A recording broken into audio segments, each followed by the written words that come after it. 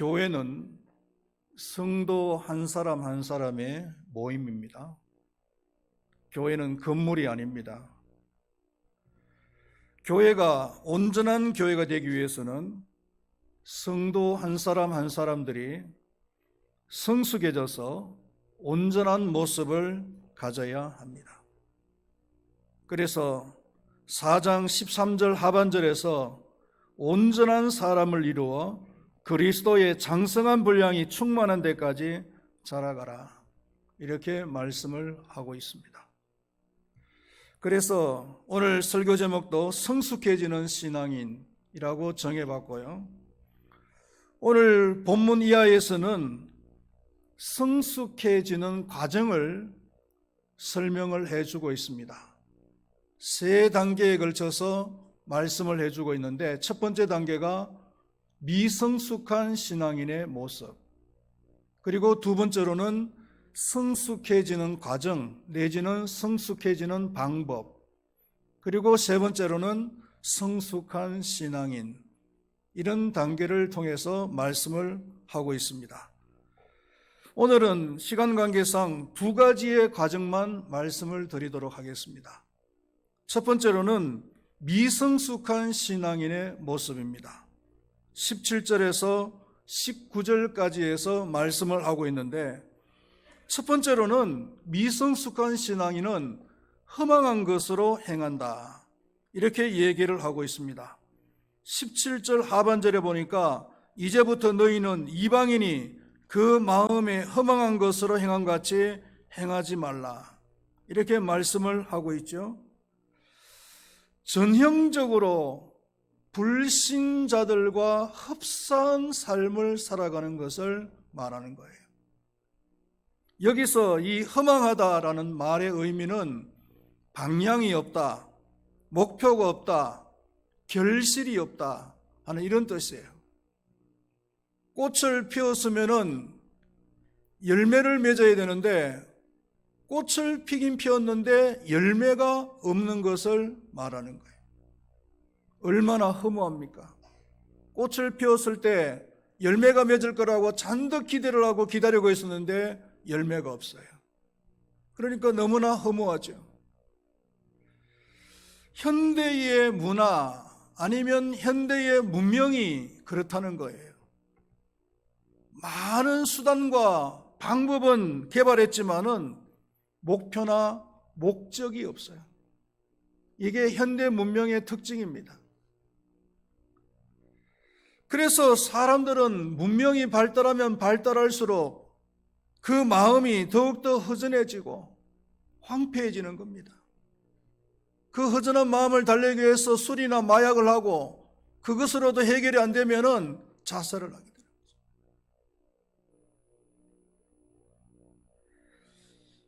그리스도인들, 하나님을 믿는 사람들은 이런 세상의 문화, 불신자들이 살아가는 방식으로 살아가서는 안 된다는 것입니다.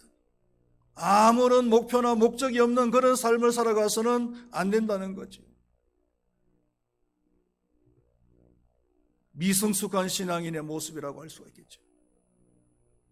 참된 신앙인, 성숙한 그리스도인은 먹든지 마시든지 무엇을 하든지 간에 분명한 목표와 목적을 가지고서 해야 된다는 겁니다. 그 목표가 뭐겠습니까? 그 목적이 뭐겠습니까? 바로 하나님께 영광을 돌리는 삶인 줄로 믿습니다. 할렐루야. 두 번째로는 총명이 어두워지는 삶이라 그랬어요. 18절 말씀 우리 한번 다 같이 읽어볼까요? 그들의 총명이 어두워지고 그들 가운데 있는 무지함과 그들의 마음이 굳어짐으로 말미암아 하나님의 생망에서 떠나있도다. 허망한 세상 문화 속에서 살아가니까 총명이 어두워지는 거예요. 이 총명이라는 것은 다른 말로 하면은 지혜라고 말을 할 수가 있습니다. 현대 문화의, 현대 사회의 특징이 지식은 많은데 지혜가 부족하다라고 흔히들 말을 하는 거예요.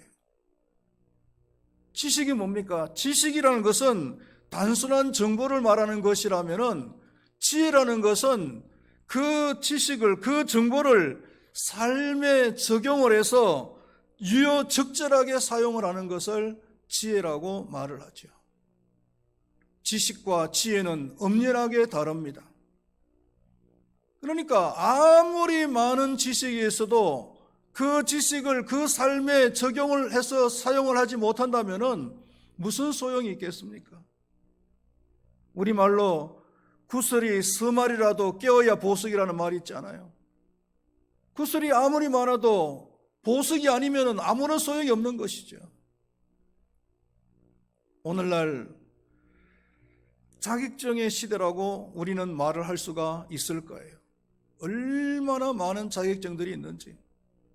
운전면허증은 말할 것도 없고, 사회복지사 자격증, 상담사 자격증, 보호사 자격증 등등 해서 저에게도 주기적으로 자격증 따라고 오는 메시지가 있는데요. 그 자격증의 숫자를 헤아려 보면 수백 가지예요. 그런데 가만 보면은 그 자격증 중에서 저도 많은 자격증을 땄더라고요, 보니까. 운전면허증은 말할 것도 없고, 상담사 자격증도 있죠. 독서 지도사 자격증도 있죠. 바리스타 자격증도 있죠. 자격증을 따져보니까 한 10개 정도는 있는 것 같아요. 그런데 그 10개 있는 자격증을 사용을 못 하잖아요. 장롱 속에 그냥 숨겨져 있는 거예요. 그러니까 의미가 없죠. 의미가 없어요.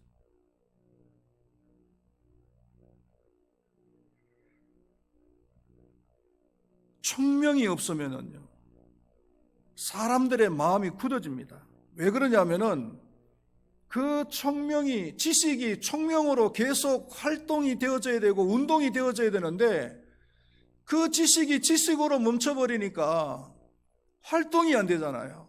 운동이 없잖아요. 운동력이 없잖아요. 그러니까 굳어져 버린다는 겁니다. 그래서 분별력이 떨어진다는 거예요. 신앙인으로서 먹을 것이 있는가 하면 먹지 말아야 할 것이 있고, 또 신앙인으로서 받아야 할 것이 있다면 받지 말아야 할 것이 있겠죠. 또 신앙인으로서 해야 될 말이 있다면 하지 말아야 할 말도 있는 거예요.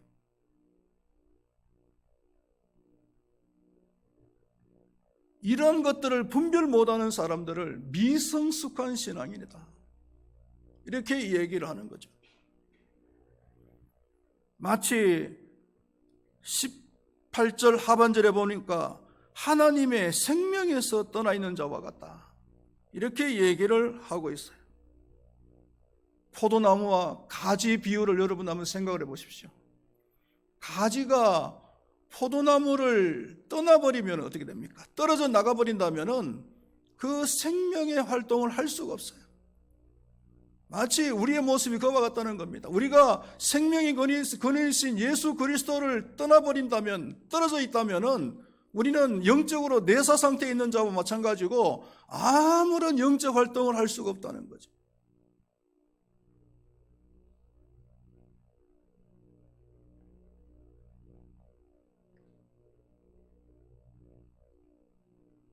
총명이 어두워진 삶. 그리고 세 번째로는 감각이 없는 자처럼 행동을 한다. 19절 한번 다 같이 읽어볼까요? 그들이 감각 없는 자가 되어 자신을 방탕에 방임하여 모든 더러운 것을 욕심으로 행하되. 감각이 없으니까요, 방탕한 삶을 살아간다는 겁니다. 그래서 신앙인으로서 지켜야 될 것을 지키지 못하고 살아가는 거예요. 세상 사람들도 지켜야 될 것이 있죠. 기본적으로 지켜야 될 것이 있습니다. 인륜에 관련되어진 것들, 공중도덕, 그리고 사회질서, 이런 것들을 지키면서 살아가야 되잖아요. 이런 것을 지키지 않으면서 살아가는 사람을 우리는 방탕한 사람이다, 이렇게 평가를 하는 거예요. 신앙인들도 마찬가지입니다. 신앙인으로서 해야 될 것이 있는데 세상 사람들처럼 그런 지켜야 될 것을 지키지 못하고 살아가면은 영적으로 방탕한 사람이다, 이렇게 평가를 할 수밖에 없는 거예요. 이런 것을 지켜야 되는데 지키지 못하고 방탕한 삶을 살아가는 이유가 뭐라고 했습니까? 자신의 욕심 때문이다 그랬습니다. 더 가지려고 하는 욕심, 편해지려고 하는 욕심, 더 누리려고 하는 욕심, 더 인정받으려고 하는 욕심, 이런 욕심 때문에 감각이 없는 방탕한 그런 삶을 살아가게 된다는 거죠. 정리를 하면은 신앙이 미성숙한 사람은 불신자들처럼 허망한 세상의 문화를 따라서 살아갑니다. 그러다면은 마음이 굳어집니다. 마음이 굳어지면은 방탕한 삶을 살아가게 된다는 거죠. 신앙생활을 하는데도 이런 현상을 보이는 사람은 영적으로 미성숙한 사람이라고 할 수밖에 없습니다. 우리는 우리 자신들의 그런 미성숙한 모습을 볼 수 있어야 되고 인정할 수 있어야 되고 빨리 그 미성숙에서 벗어나서 성숙한 사람이 되어져야 하나님을 기쁘시게 드릴 수 있고 하나님의 나라를 위해서 귀하게 쓰임을 받을 수가 있는 줄로 믿습니다. 두 번째로 어떻게 성숙해지는가 하는 문제입니다. 성숙의 그 목표는 그리스도라고 했습니다. 20절과 21절 말씀을 우리 한번 다 같이 읽어보겠습니다. 오직 너희는 그리스도를 그같이 배우지 아니하였느니라. 진리가 예수 안에 있는 것 같이 너희가 참으로 그에게서 듣고 또한 그 안에서 가르침을 받았을진데, 그에게서 듣고 그 안에서 가르침을 받았다. 여기서 그는 바로 그리스도를 얘기하는 거죠. 유교에서 제일 중요한 인물이 있다면 공자고, 불교에서는 석가고, 이슬람에서는 모하메시겠죠. 기독교에서 제일 중요한 인물이 있다면 바로 예수 그리스도가 아니겠습니까? 그렇기 때문에 우리 기독교 신앙인들은 예수 그리스도를 배워야 되고 예수 그리스도의 가르침을 배워야 될 줄로 믿습니다. 기독교 신앙인이라고 하면서 유교의 가르침을, 공자의 가르침을 따른다거나 아니면 석가의 가르침을 따른다거나 아니면은 칼막스의 가르침을 따라서는 안 될 줄로 믿습니다.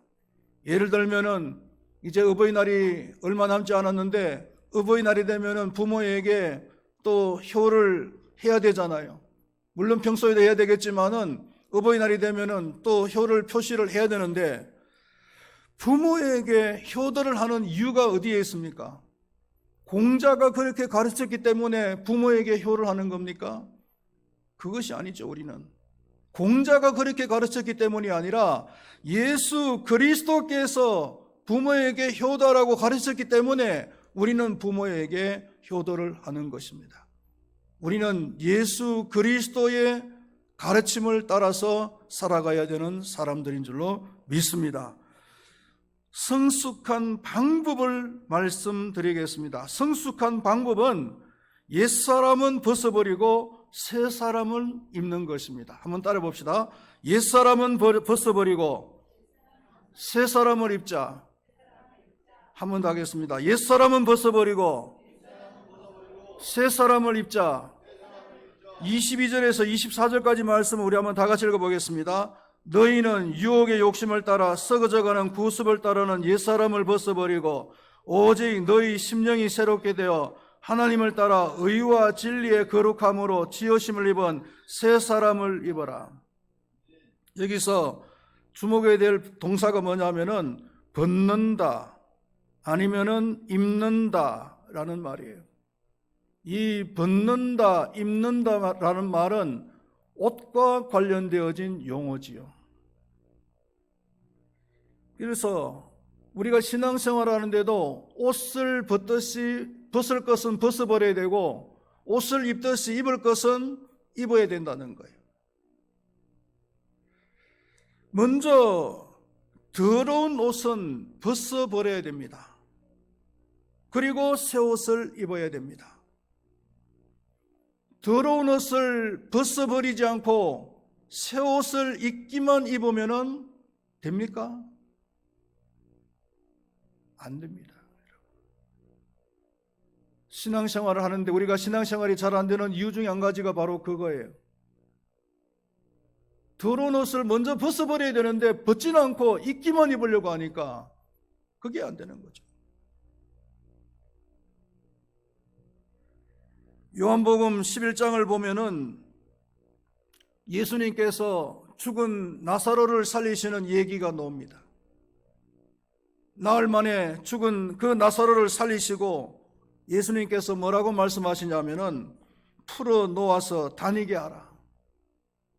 풀어주라는 겁니다. 묶였던, 옷으로 묶여있던 그 시신을 풀어주라는 거예요. 수의와 그리고 썩어져가는 그 옷을 벗게 해주라는 거예요. 왜? 다시 살아났으니까. 다시 살아난 사람이 그 수의하고 썩어져가는 옷을 입고는 다닐 수는 없잖아요. 그 위에다가 또 새로운 옷을 입을 수는 없잖아요. 그러니까 먼저 벗게 해주라는 겁니다. 벗게 해줘. 그리고 새 옷을 입게 해주라는 겁니다.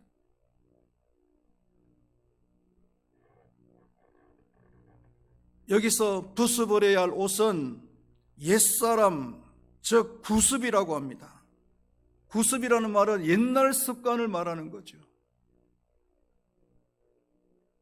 마크 트웨인이라고 하는 사람이 쓴 유명한 동화가 있죠. 왕자와 거지라고 하는 그 동화가 있는데, 그 왕자와 거지가 생일도 같고 생김새도 너무나 비슷해서 어느 날 서로 만나가지고 묘한 호기심에서 우리가 한번 서로 신분을 바꿔보자 해가지고 옷을 바꿔 입고 왕자는 거지가 되고 거지는 왕자가 되어져서 왕궁으로 돌아온다는 얘기잖아요. 뭐 얘기 다 하려면 얘기가 끝이 길지만, 거지가 왕자가 되었어요. 왕궁에서 살게 되었어요. 왕복을 입게 되었어요. 그러면은 왕자가 되는 겁니까? 왕궁에서 살게 되어지고 왕복을 입었지만 한 가지 왕이 안 되는, 왕자가 안 되는 것이 있어요.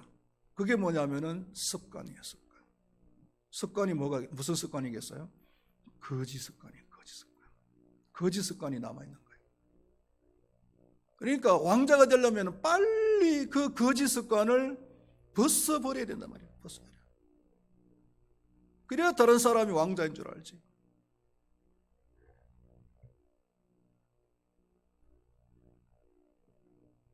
옛날 습관 가운데서 좋은 것도 있고 나쁜 것도 있습니다. 그러나 여기서 말하는 것은 나쁜 것을 말하는 거예요. 유혹의 욕심을 따라 썩어져가는 옛사람이라고 했습니다. 옛사람의 특징은 욕심을 따라 행하는 것이라고 했습니다. 대부분의 옛사람의 하나님을 믿지 않았을 때에 그 행동 양식은 욕심을 따라서 행하는 거죠. 욕심을 따라서. 지난주에도 그 유튜브를 하나 보는데, 여러분들 잘 아시는 연예인 중에서 선우용녀라고 하는 그 연예인이 유튜브를 처음 시작하면서 자신의 일생을 쭉 얘기를 하는데, 들어보니까 미국에 가서 한 5년 동안, 7년 동안 있었는데 2년은 봉제 공장을 하고 그리고 5년을 식당을 했대요. 남의 건물을 빌려가지고 식당을 5년 동안 했는데 식당이 잘 됐대요. 그래서 식당이 잘 되니까 주인이 자꾸 이제 내보내려고 하는 거예요. 그래서 사정을 하니까, 그러면은 임대료를 미리 주면은 그냥 계속 있도록 해주겠다 해가지고 자기 딸 그랜드 피아노를 팔아가지고 임대료를 먼저 줬답니다. 그런데도 불구하고 식당이 잘 되니까 나가라 그러더래요. 그래서 나오면서 부자 되세요 하고 나왔답니다. 그 건물주 남편이 교회 장로고 그 부인이 교회 권사예요. 이 선우용녀 씨가 예수 믿겠어요? 네. 교회 장로면 뭐합니까? 권사면 뭐합니까?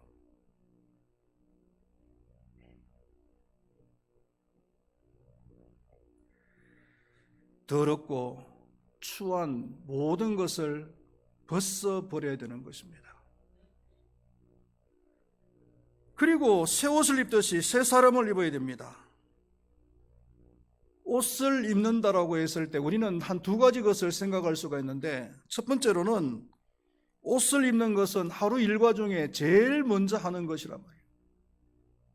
아침에 일어나서 잠옷 입고 출근하는 사람이 있어요? 잠옷 입고 쇼핑하러 가는 사람이 있어요? 아침에 일어나면 빨리 옷부터 갈아입어야 되잖아요.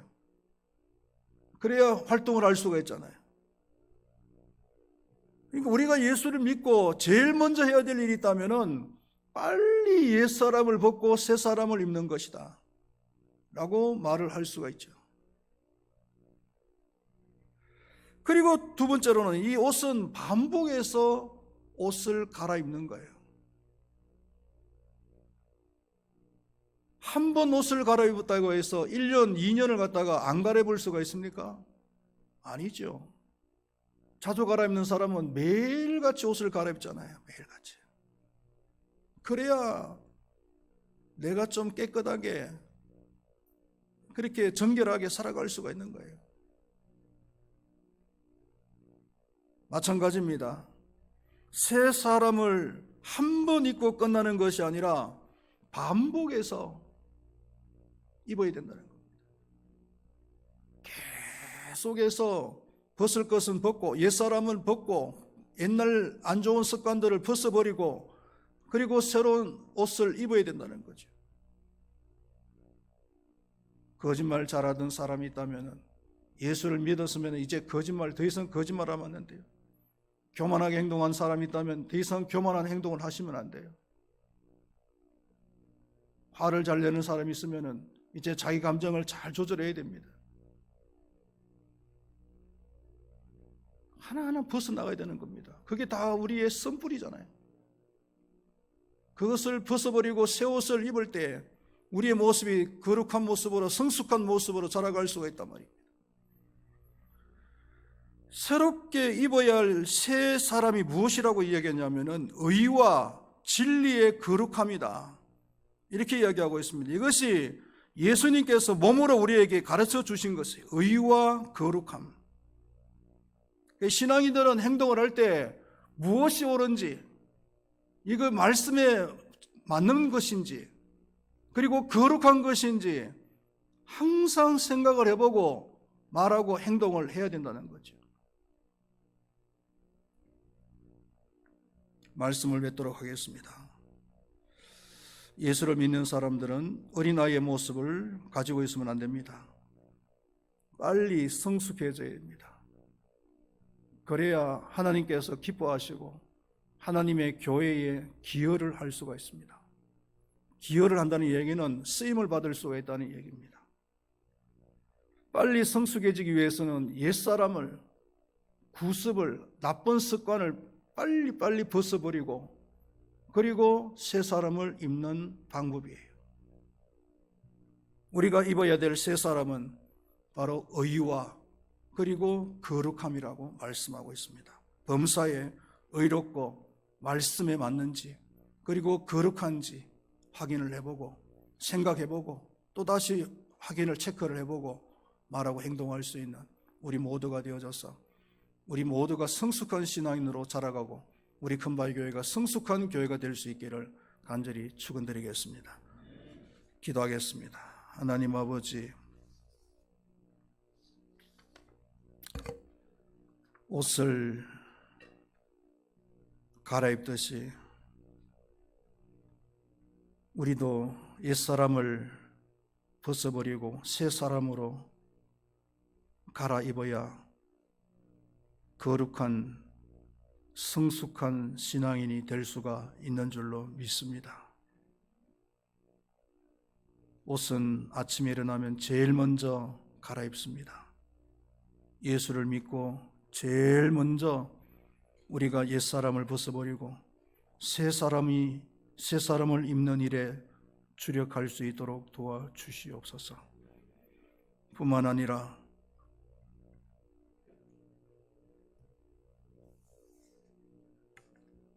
반복해서 내 자신의 쓴뿌리들을 발견하게 하시고 과감하게 도려낼 수 있도록 도와주시고 의와 거룩함을 옷 입을 수 있도록 도와주시옵소서.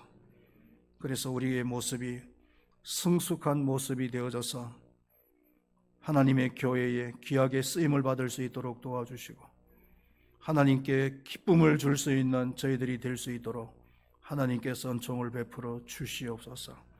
감사합니다. 예수님의 이름으로 기도드리옵나이다. 아멘.